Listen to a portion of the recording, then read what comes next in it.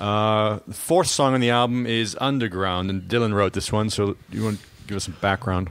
Yeah, Underground, there's nothing, we don't have to dwell on this too long. Basically, it's, I came across the story of D.B. Cooper, this guy who hijacked a plane in the 70s and he robbed a bank, hijacked a plane, and then parachuted out of the plane over the forests of the northwest, and they never found him. And they found a little bit of the money that he stole, like buried in the forest, but to this day they've never found him, and it's still a mystery of where he is. And I just found it a really kind of fascinating story, and I was trying to imagine where he would be right now if he was still alive, or after that, if he made it out of the plane.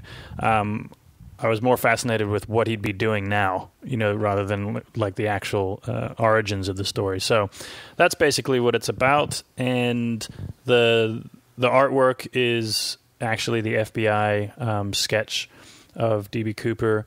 And also the song, I remember we were doing a mashup of Way Down in the Hole, the Tom Waits song, and Caravan. Or not Caravan, Freedom Jazz Dance. Mm-hmm. And there's a section in it where I came up with this kind of cool bass riff, and I thought for years that I wanted to write a song over that. So eventually just laid that down. You came up with it? Or yeah, Danny he came up. No, he 100%. Okay. I came up with it. But I remember because he came to us and he goes, I'm using that. I don't care what you guys say. And we're like, yeah, you fucking wrote it, so nobody's going to stop you. Well, I tried to write a song. I tried to get you guys to write the song with me over that riff, but no one was really interested. So I just said, all right, well, I'll do this.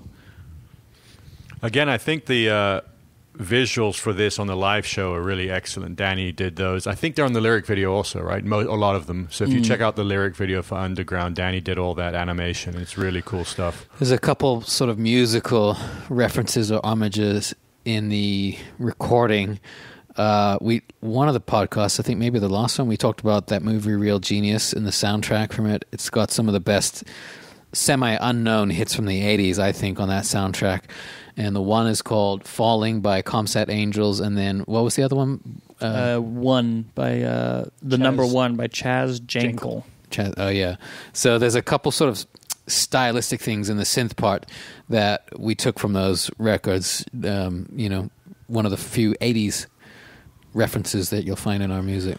I like playing that one live because I play two chords in the same rhythm for the entire thing, and it's nice for me to do that because I feel like I would like to be a drummer or a bass player occasionally in a band. I think it's harder in some respects being a drummer and bass player because you can't drop the ball like a keyboard player can. Like I can mess up and no one really notices. If the drummer or bass player does, they notice it. But there's also a fun aspect to just being able to sit and be in a kind of a hypnotic groove-based playing, This is one of those songs that I think that's really important to be worked on by yourself in the initial stages, because I think had other people been around, I remember doing the woos in it and doing kind of yodel sounds in my room, and then the bridge section trying to get as well like the yodeling of the chorus over kind of a Native American type rhythm. And had other people been around, I think I would have been too kind of embarrassed to try out a bunch of these ideas, as well with the